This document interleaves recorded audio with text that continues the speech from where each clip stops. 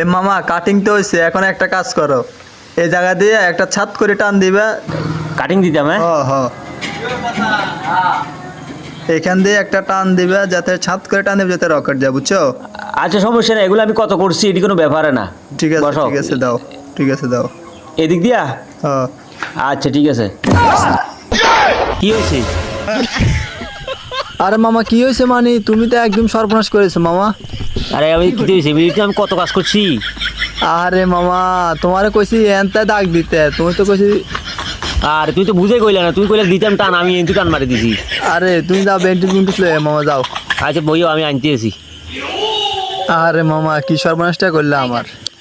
আর এগুলো কোনো ব্যাপার না, এগুলো বেশি লাগে না। তুমি তো বলছো বুড়ি শো টান দিতাম, আমি দিছি টান, এখন দিয়ে লাগিয়ে গিয়েছে, এটা কি আমি জানি? আরে না না মামা, আমি তো তোমারে বলছি যে এখান দিয়ে একটা বুড়ি সলই একটা টান দিতে, বুড়ি গ্যাপ দি।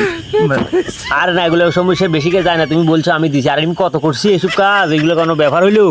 আর আমি তো এটা তো এইভাবে লাগে, আমি তো বুঝতেই পারিনি। আরে মামা কি তেছি, আমার তো মাথা ব্যথা করতেছে। আচ্ছা সমস্যা নেই, বেন্টি শেষ করে দিছি, আর ইয়ে করে টাকা লাগতো না, তুমি চলে যাও, যাও, টাকা লাগতো না কাজ। আরে মামা টাকা তো ব্যাপার না, তুমি তো একদম সর্বনাশ করে দিলা।